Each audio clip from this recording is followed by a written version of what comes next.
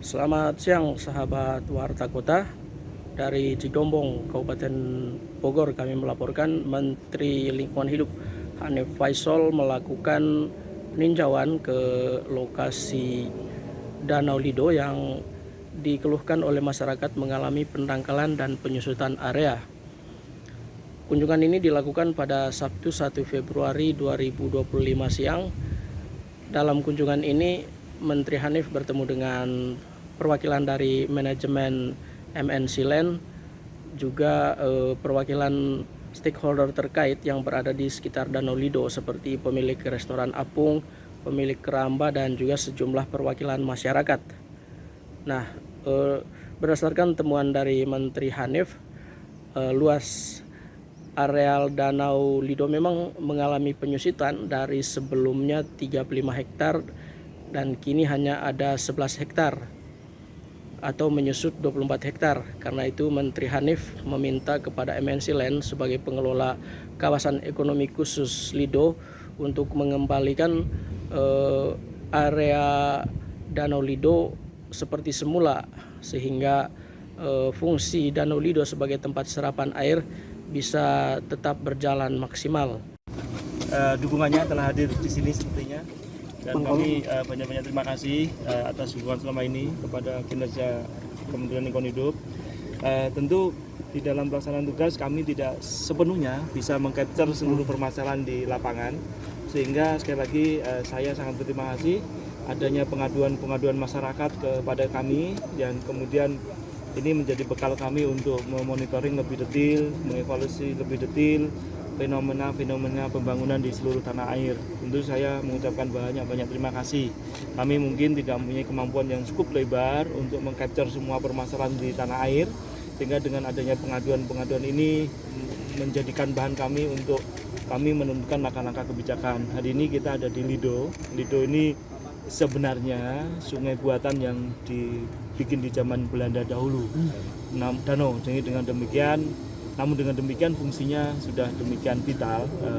Sebenarnya danau-danau semacam ini harus kita banyak bikin di bagian hulu, dari Das Cisadane, Das Citarum maupun Das Ciliwung, karena penting sekali untuk kita mengembalikan fungsi air konon di bawah sana Jabodetabek itu memang benar-benar krusial. Eksploitasi masif air tanah dalam itu telah kita rasakan sekali kemudian dampaknya, sehingga memperbanyak tandon ataupun reservoir ataupun recharge area ini tidak bisa kita hindari lagi. Kita tidak boleh kemudian menyerah, harus membangun ini itu yang kemudian biayanya cukup sangat tinggi. Kita tidak memprotes ya, tetapi lebih baik kita mengupayakan dulu memperbaiki landscape kita. Salah satunya ya mengembalikan fungsi waduk-waduk ini. Nah, waduk-waduk semacam ini harus kita kembalikan. Kalau kita lihat sebenarnya fungsi waduk ini berdasarkan daftar inventasi barang dari Kementerian PUPR ini luasannya 35 hektar. Hari ini hanya sekitar 11 atau sekian, ya kurang lebih itu. Tentu ada yang harus kita kembalikan, termasuk yang baru saja kita lewati tadi. Ini harus dikembalikan menjadi badan air. Jadi badan air yang kemarin saat ini telah tertimbun dengan berbagai macam kegiatan pembangunan di hulunya, tentu harus kita kembaliin. Tentu ini tim pengawas kami sedang melakukan pengawasan detail terkait dengan Danau Lido ini atau Waduk Lido ini. Di sisi lain, Waduk Lido tidak hanya dari kawasan ekonomi khusus saja, tetapi ada aktivitas dari masyarakat. Ini juga kemudian nanti kami akan cermati. Kami tentu akan memandatkan kepada pemerintah provinsi, kepada Bapak Menteri PU untuk bersama-sama merestorasi Danau Lido ini. Demikian pentingnya Danau Lido tidak hanya untuk masyarakat di Lido sini, tetapi bahwa sebagian airnya akan turun di dalam Das Cisadane untuk mensuplai air bagi kehidupan yang lebih banyak lagi di bagian hilirnya. Sehingga danau-danau semacam ini harus kita kembalikan. Kemudian pengawasannya harus kita perketat kembali. Jadi fungsi-fungsi semua ornamen yang ada di sini untuk menjaga kualitas lingkungan tidak bisa lagi kita hindarkan. Berapa luas Pak yang harus dikembalikan?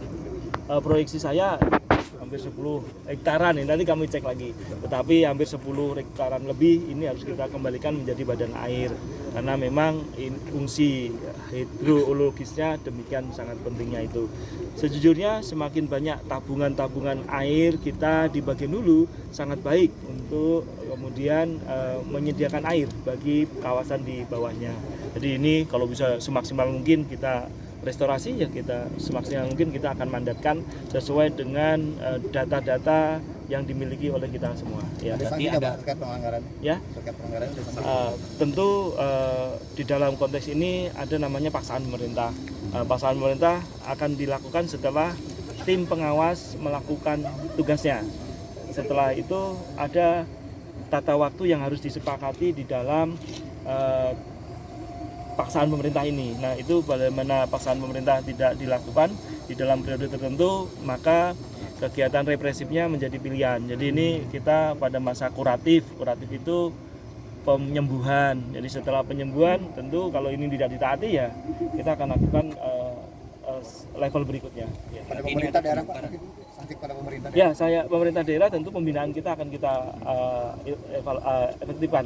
Tapi pada prinsipnya kami akan memanggil semua pihak untuk menangani kasus Lido ini. Bagaimana kemudian peran pemerintah daerah kepada semua masyarakat yang ada di sini. Yang saya lihat di gambar citra satelitnya memang ada keramba, jarung apung, ini juga saya rasa berkontribusi. Kemudian banyak kegiatan restoran dan kafe juga saya rasa berkontribusi. Jadi semua pihak yang berkontribusi bagi kembalinya fungsi Lido mungkin harus kami evaluasi dengan relatif detail. Ini danau yang tidak terlalu luas ya, mungkin tidak ini kalau tidak bisa kita selesaikan. Butuh berapa lama, Pak, untuk penormalan kembali, Pak? Penormalan kembali nanti kita hitungkan detail, karena tanah itu kan tidak sedikit tuh, harus kita kembalikan, kita keruk gitu. Itu pasti kita keruk untuk kembali ke fungsi. Dari kita akan coba di semua site yang menjadi fungsi dari waduk Lido ini kita kembaliin. Tapi ada penghitungan teknis sipil, nanti bukan di kita,